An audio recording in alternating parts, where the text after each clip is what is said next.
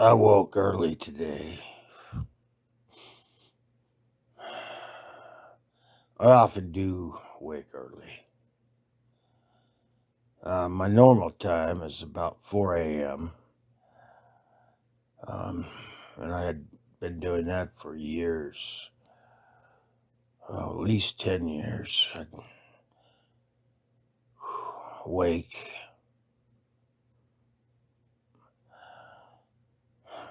have breakfast, go dip myself in the ocean because I live at South Mission Beach, and it's just a way to wake up, and then do any lesson planning I had,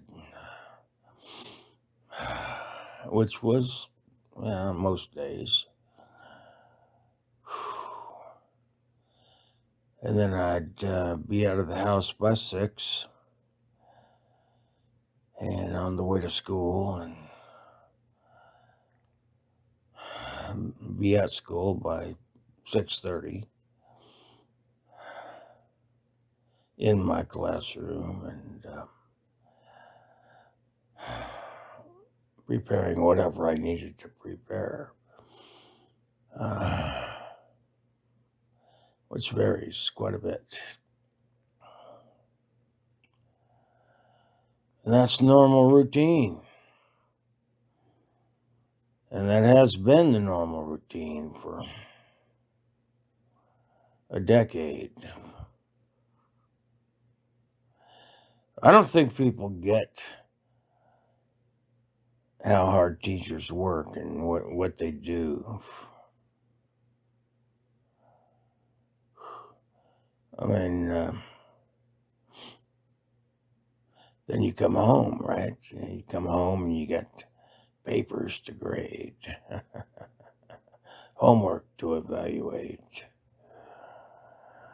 So, and that people often comment on, well, you have 3 months off during the summer. You have 3 months off. Okay, all right. You know what we do with those 3 months? We sleep to catch up for all the sleep we didn't get during the 9 months. And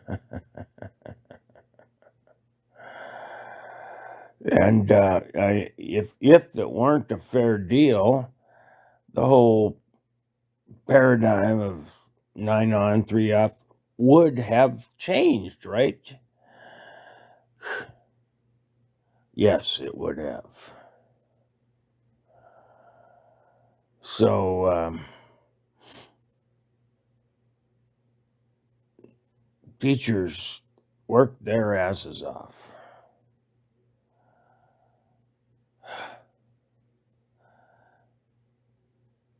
I mean, you just 9 months, go, go, go, go, go, go, go, go, go, go, go, go, go.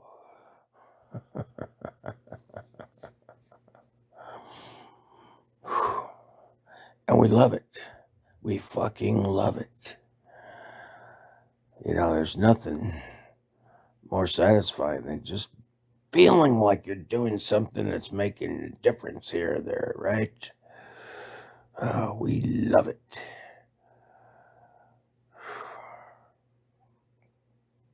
So we go, go, go, go, go. 9 months a year. And then we sleep for 3 months. yeah, we go places, right? We do something with all the massive amounts of money that we make as teachers. Remember my first year. What was it? 95, something like that. $23,000 for a year. 23,000. I tell you, you want to hear about the summer celebration when I got the 3 months off? Oh, fuck, I'm broke. So I actually happened to have the good fortune of renting an apartment from a friend. And the apartment was on the beach, and it only cost me $700-800 a month. But you know, when you don't have any money, and other than what you've saved during the year, uh, gets a little tough. And I actually came down to the point where I was snorkeling for rings and things. And you can do that. And there was this one summer where something went wrong with some drug runners or something. And there were $50 bills and $100 bills scattered about around underwater our place, right in front of my house. I mean, I was on the beach, but somehow there were $50 and $100 bills sunk. They sink. They don't float. And everybody was coming out of the water with, look what I got. Look at this. Well, I found a $100 bill. And so I threw my mask on, and as soon as I heard, what was going on, and I went out there and I found a $100 bill, and I found a $50 bill with, and this was the funny thing, I found a $50 bill with a bite mark in it, and you could tell it was some fish had bitten the bill, like, I don't know, trying to eat it, or who knows what fish think, right? I mean, I'm not a fish thinker. I can barely think myself. But whatever was going on there, it had the fish bite mark on it. And so I had the $100 bill and I had the $50 bill. And then I spent the next week snorkeling. There's got to be more. Got to be more. Got to be more. Got to be more. And a bunch of other guys in the neighborhood were doing the same thing. Got to be more. And so wherever the money came from, and nobody knows to this day, and to this day is 27 years later, nobody knows where all that money came from. But a lot of people walked out of the ocean with $100 bills and $50 bills. And I got one of each. So, not bad, And I needed it because I was a poor teacher. $27,000 the first year, take away the taxes. And I mean, they might as well have been fucking you up the ass while you're teaching. But got a lot better over the next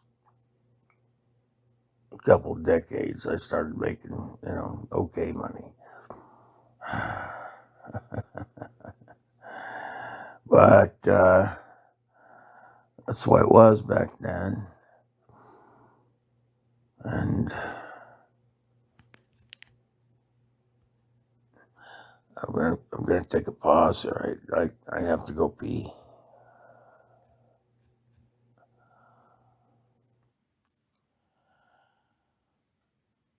I'm back. So I was basically a broke teacher, but living the high life. I had a very generous landlord. I'm living on the beach for $700 a month, 1-bedroom apartment.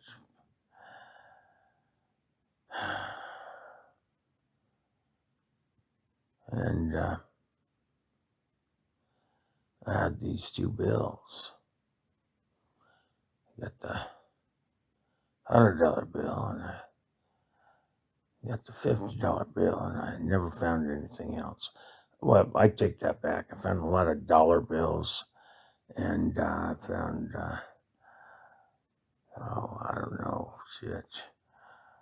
Who can count them? There's just tourists just lose things out there. I got a whole bucket of stuff that they've lost. I mean, you want some Ray-Bans? I got some Ray-Bans on sale here. And all kinds of other glasses. No idea, I just throw them in a bucket.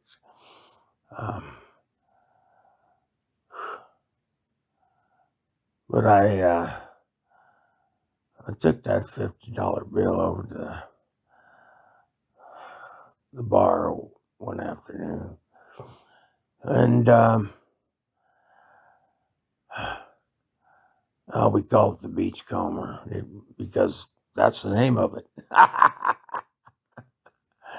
So anyway, the Beachcomber is about, when I was living there, it was, walk up the sidewalk, 75 yards, turn right, walk 50 yards, turn left, and order a drink. And not far away. It was a 2-minute walk or something like that. And so I took that $50 bill into the bar, which is, when I think back on it, I should have taken the $100 bill. And kept the $50. I should have never spent the $50 bill, but it was summer and I didn't have any income. As a teacher I got 9 months of pay, and then in the summer I didn't get any pay. So, but looking back on it, I should have taken the $100 bill into the bar to buy my friends around. But I took the $50 bill in, and we made a big deal of it. Now, this is, what is this? It's 2001 or something. So phones aren't that prevalent. I mean, people have cell phones, but it wasn't like it is now where, everybody has a cell phone and they're constantly ready to record something or, snap a photo. Well, here's the crazy thing. I got a $50 bill. I'm in the bar. I'm buying my friends a round of drinks, and nobody, not one person, has a cell phone. Just snap a picture of the $50 bill, which has clearly been bitten, we'll work on that a little bit, by a fish. I mean, there was so it looks like the $50 bill had been folded in half, and everybody will tell you this. Lots of people witnessed it. Looks like the $50 bill had been folded in half, and some fish came up and went, jumped on it, and I guess their teeth are pretty sharp because it just bit out, like scissors sharp. I mean, you could look at the $50 bill. If you folded it in half the way that it was, when the fish tried to eat it, who knows why would a fish eat? That's, I don't know I don't know how fish think, but apparently this fish thought it was going to eat it, even though well, who knows how big the fish was? I don't know. So, but if you fold the $50 bill, clearly a fish tried to eat it. And you could see the teeth marks. You could clearly see the fucking teeth marks, and which made me buying the round for my friends worth it. We all gathered around the bartender. What's that? Why is how come it's got a hole in it? So anyway, that was just one day.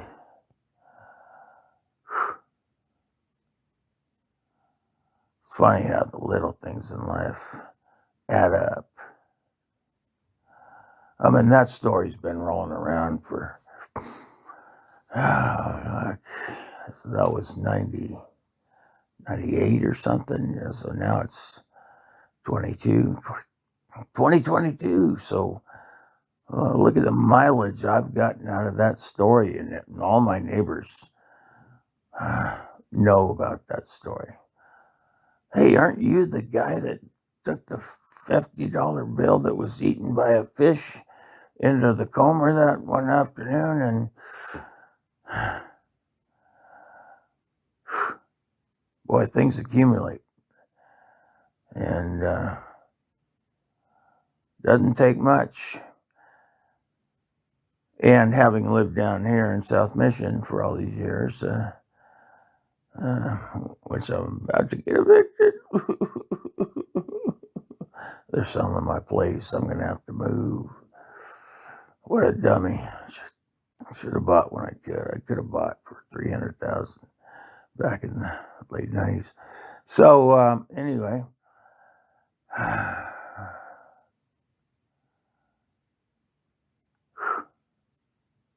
We really don't even have a neighborhood anymore.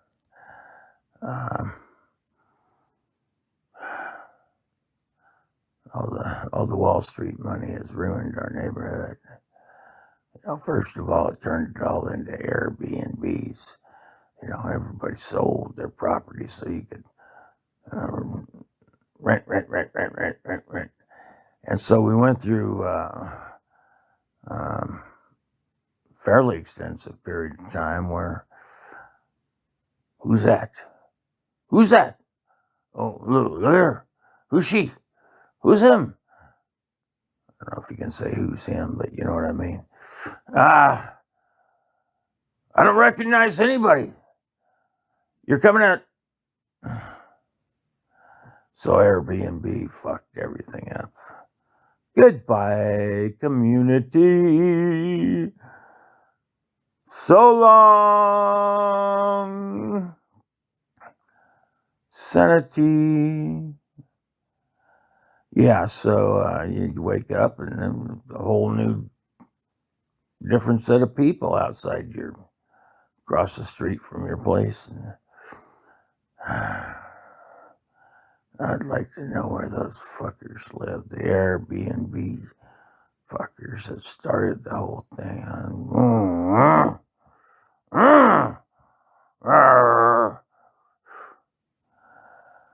Yeah, anyway, so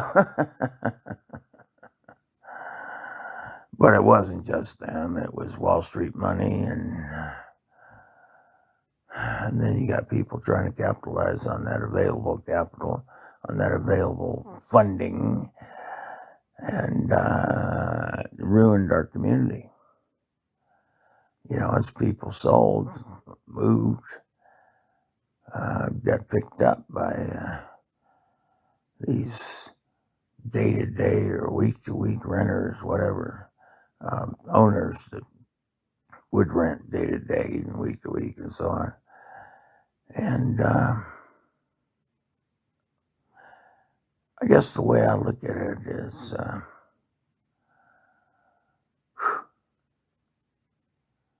I'm not sure how I'd look at it, but and again, this is ad lib. I haven't thought any of this through. I just try to think about it as I go along. But imagine you got a family. Let's just imagine you got a family. And in that family, you got the size of the house or the shape of the house or the number of floors. Doesn't really matter. It has really nothing to do with the story. But let's just say you got a 2-story house and you got 4 brothers and 4 sisters. And they live somewhere in the house.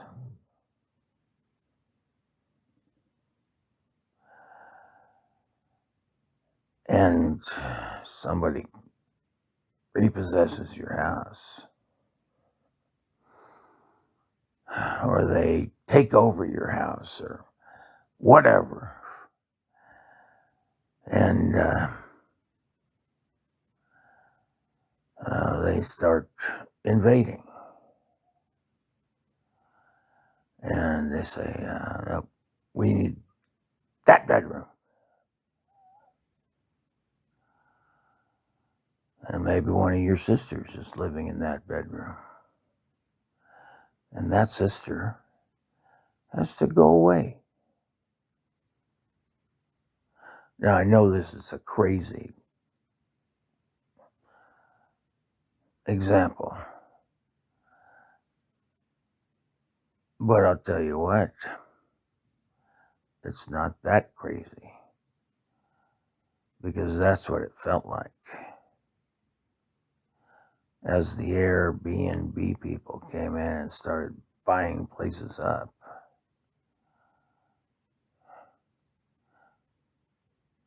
And then your brother.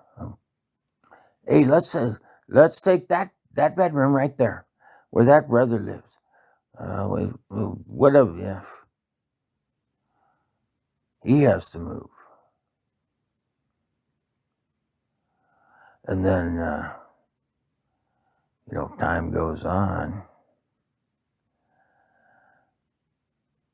And there's nobody left. Now, it's not that bad. We do have a few of the original inhabitants of the neighborhood that have just stayed.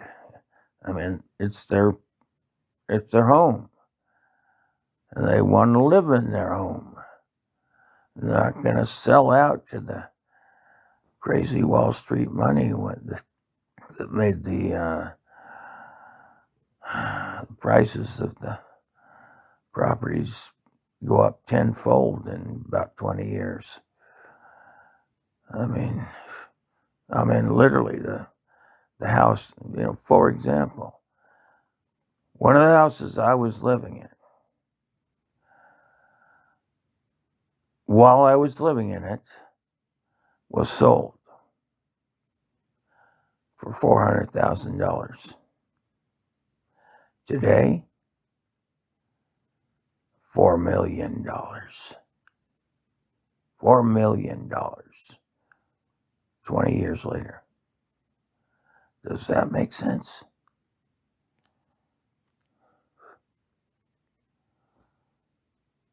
And then what do you have to do? If you got a bunch of free money and you come in and you buy a place for $4 million, what do you rent it at? Well, you rent it at a rate that eliminates all middle class people. No community. It's only a place for people to come on vacation or willing to pay crazy amounts of money to stay a week. So I didn't intend this to be a rant,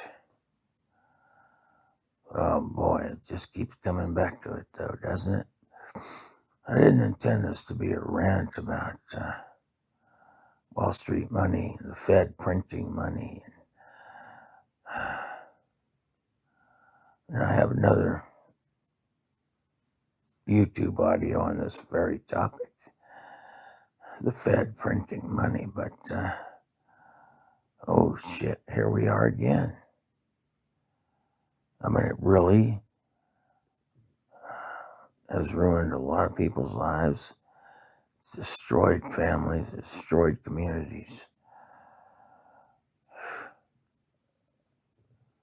And they sit there and, oh, fuck it. I gotta stop.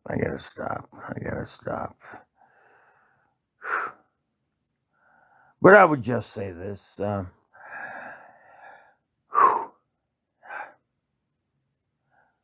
We still have a community here, a little bit. The people that, they own their houses and they've owned them forever. And they didn't move. But if you were a renter, like me, so now I'm finally in the bullseye. So somebody came in and bought our place. And so I'm gone too.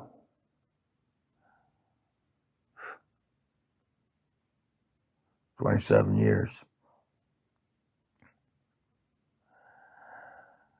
Off and on. I was out of the country for various periods of time, but same landlord, 27 years. But even he, you burn out on managing properties, right? And so with the prices the way they are, he's like, no, what if I sold it right now? He actually should have sold about a year ago. These interest rates are causing things to depreciate for the first time in forever. But anyway, he's out. He's an old gentleman now, and managing property is a bit of a chore sometimes, and you can't blame him. It's like, why do I need that? Why do I need that chore? You just sell the places at these crazy prices. And I just sell the place, for example. Let me give you an example. So I live in a 1-bedroom place in a 6-unit complex. There are 2 bedrooms next to me. Then you got a space, you got a walkway. And then there's a place I live in, and it's 1 bedroom. And there's a place on top of me that's 1 bedroom. Then you got a walkway. And then there's exactly what my place is and what the top of my place is next door. So you got 2 1-bedrooms stacked on top of each other. You got 2 1-bedrooms stacked on top of each other.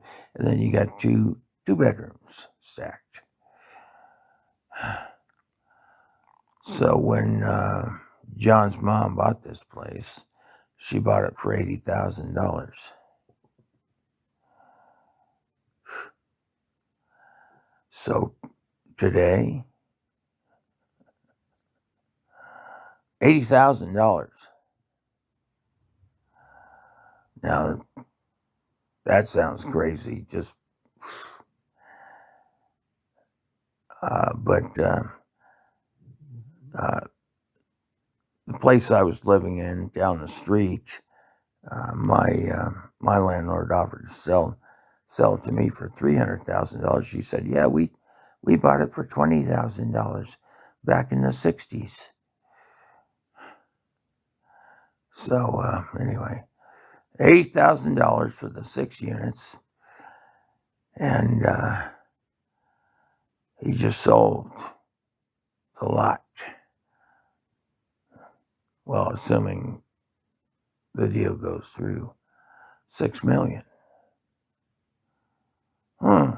80,000, $6 million. What would you do? You really want to deal with, tenants calling you at 2 a.m. going, "My toilet's plugged up. I need a plumber. Can you bring a plumber?" And that actually happens. Of course it does, if you're a property owner. And all the other things that go with it. So nobody blames him, and he's been the most generous man in the world. He's given us under market rates for living at the beach that maybe some of the best rates that have ever been. I don't know. And I guess that's why he can sell it for $6 million. The new owners are gonna jump on in here and okay, we're gonna double your rent tomorrow. I don't know. I mean, there's some rules they have to follow, but yeah, you start off by paying $6 million. And then you gotta go through all the Coastal Commission approvals and this and that to modify anything. Maybe, scrape and build at these interest rates. But I don't know. Again, I'm just a teacher. And it doesn't make a lot of sense to me why anybody would buy anything right now.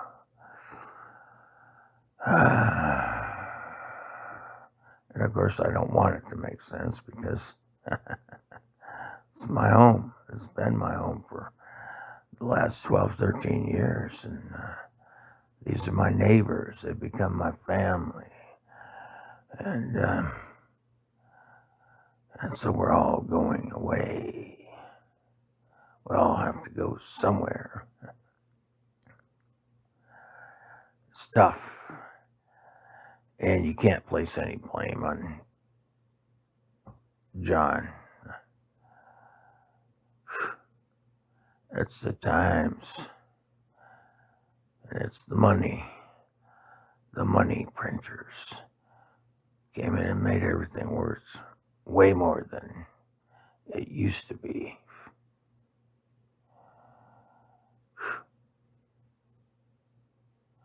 The hardest thing, I guess, would be for me is, damn it, I could have bought something 20 years ago before all this craziness happened. And I didn't. I could have been a beneficiary, but, doesn't matter what your house is worth once you own it, right? I mean, it can go up in value 5,000 times. Let's say you buy a house at $1,000. Simple example. I'm trying to make it simple. You buy a house at $1,000, and it goes up to $500,000. Whoa, man, you really did good there. You should sell it and cash out. Okay, then what? Well, you have to go buy another house, right? You have to have a place to live. So you never make money on the place you live in. You don't. Isn't that a strange concept? I mean, I'm going to say that again. You never make money on the place you live in. Because if you sell it, and in fact, give them property tax assessments, you lose because you have to go buy something else. I mean, unless you're going to do, I don't know what you would do if you didn't go live somewhere else. Maybe you would just drive around in a car all day, just drive in big circles, and sleep at night in parking lots. So, should have bought something. But it wouldn't make any difference. I mean, there's no cash out value. I can't sell it, even if it went up 1,000-fold. And, they can say, oh, look at the money I made. Now, if you bought a couple of houses, another one that you don't live in, all right, well, there you go. That's good. I don't understand what these people are thinking buying these houses at these elevated prices, and and the interest rates now. And I guess it's just there's just so much Wall Street money sloshing around. They got to do something with it. I'm just thankful that.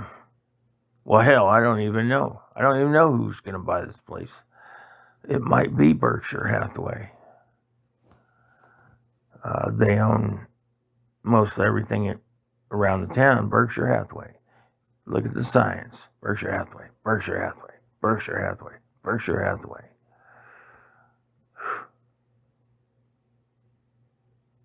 Warren Buffett.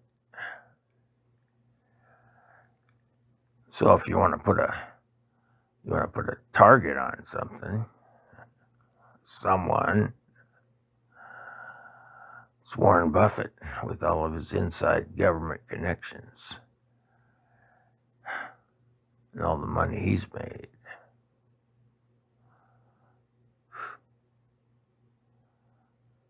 I don't like America sometimes. Well, I don't like American government and the corruption, the way everything works. Our Congress and inside trading, and I mean, all these senators and House members that, they get elected and 8, 10, 12 years later, they're all multimillionaires.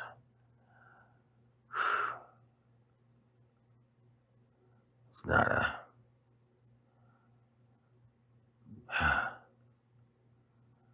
I'm just tired of whining.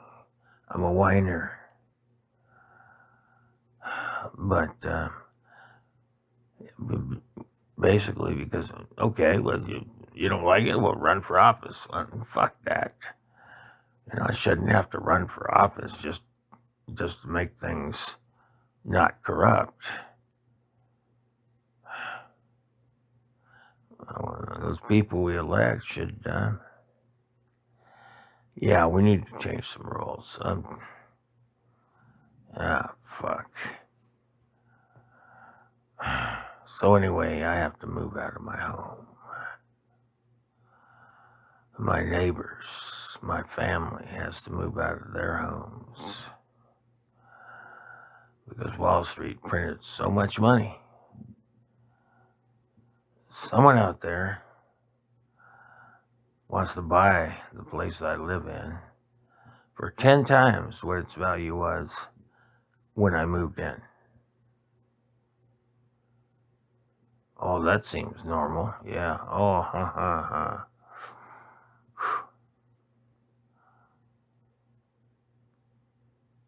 We should all be disappointed. Those of us here are heartbroken. And we're going to have a hell of a time finding a place to live at the same rent.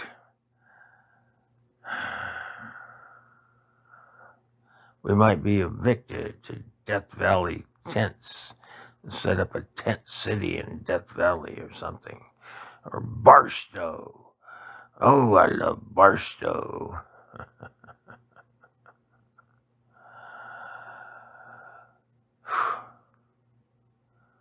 So our family has been destroyed, and it will be distributed to wherever each of us can afford, wherever. Because of a Federal Reserve. Now remember, federal is just a name they chose to make them sound official. There's nothing about them that's federal. They're fucking a private, what's the fucking word? It's a gang. Yeah, I think we'll call them a gang of banks.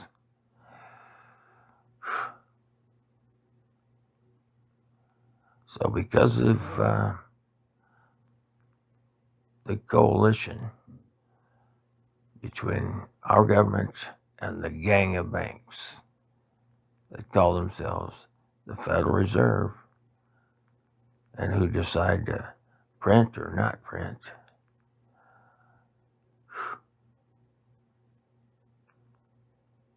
my family has been destroyed.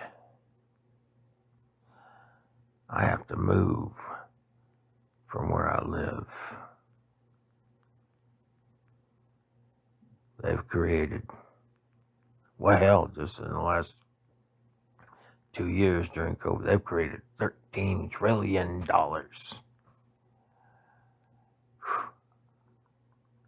You know that all the real estate in America is only worth about 70, I forget the exact number, 75, 77 trillion.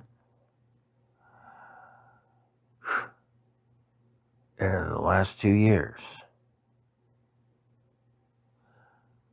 the Federal Reserve has created $13 trillion. So do the math. What is it? So 6 times 13 would be 60, 78. In 2 years, the Federal Reserve has printed enough money during COVID to buy 1/6 of America. I mean, look at a map.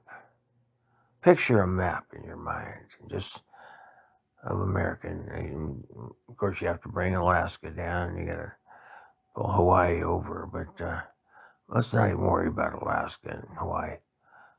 Alaska is a big deal, though, because of the natural resources. But let's just forget that for the moment. But just picture the map of America. So go right to the center of the map. Above Texas, above almost center. Cut it in half. All right, just take a big knife and cut Texas in half. Cut the United States in half, just above Texas, just above Abilene.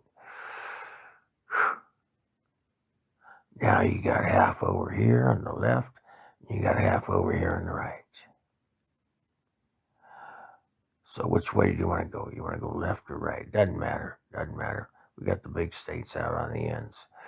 Let's go left. All right, go over to the left with the big knife. And so you got the left half of the United States. Now we're not going to cut it in half. We're going to cut it in thirds. So you're going to go to the left of, maybe New Mexico, and drop the big knife. Boom!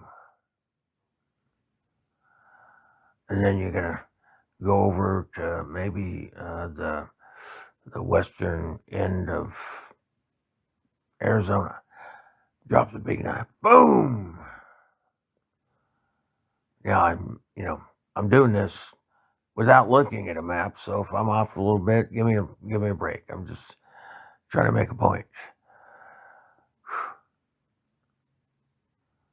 So the Federal Reserve, a group of private bankers, and these guys go home every night in their limos, in their Ferraris or whatever,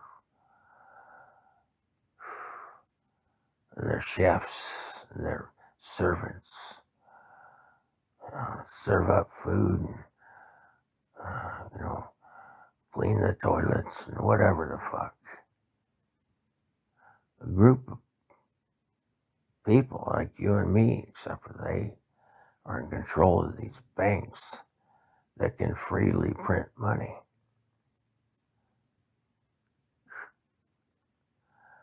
In the last 2 years, they printed enough money to fully buy Washington, Oregon, and California. 2 years. They just printed it. Oh, hey, put some more paper in the machine. We want California. And they handed it out to their friends.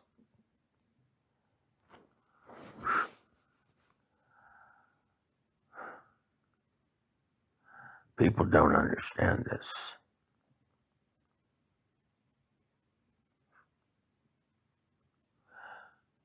But some of us are paying for it now. I know I am. The place I live in has gone up tenfold.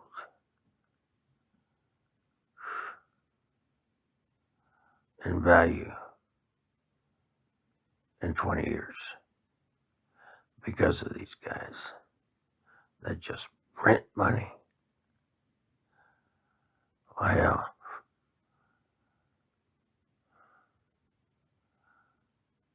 something has to be done, right?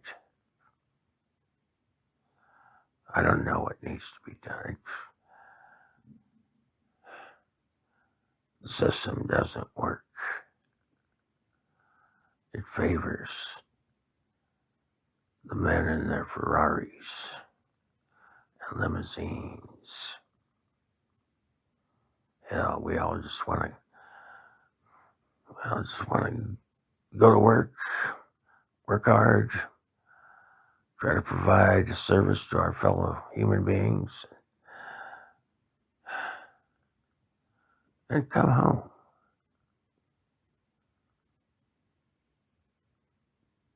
To a place where we have a community.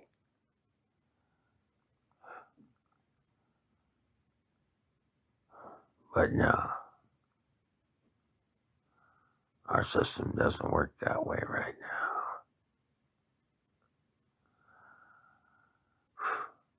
now. And I'm guessing, it's too late. It's too late.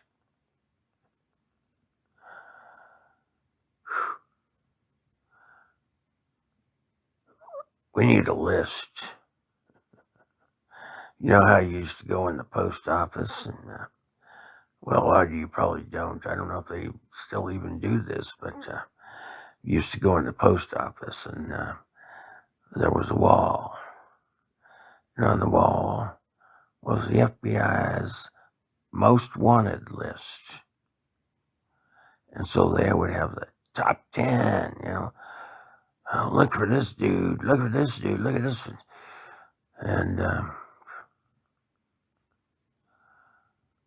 we need that list. It should be all over the internet.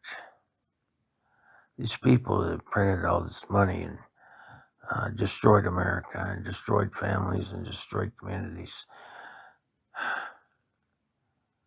They shouldn't be able to go out in public. We should know what they look like. We should know their names. And they should not be able to go anywhere in public without fearing hatred and retaliation. I'm not suggesting violence.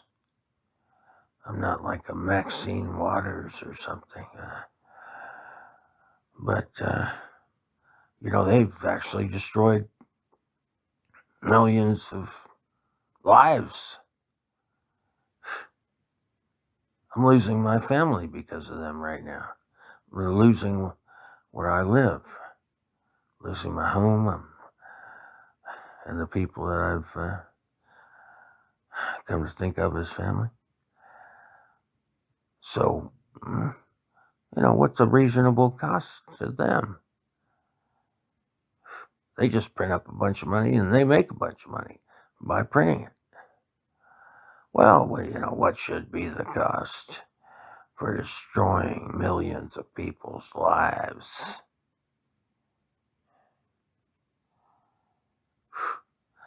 Without going to the violent end. At a minimum, just...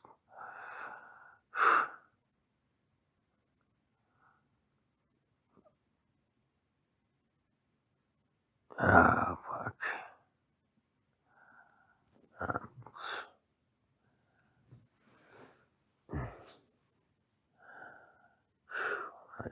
I want the worst for them. I almost pray for some kind of whack job to come along and say, and do the worst, but at least we should ban them from decent society. They should be able to go nowhere. Stay in your fucking house. Your big fucking house. Stay there. Don't ever come out. Enough said. I'm done ranting.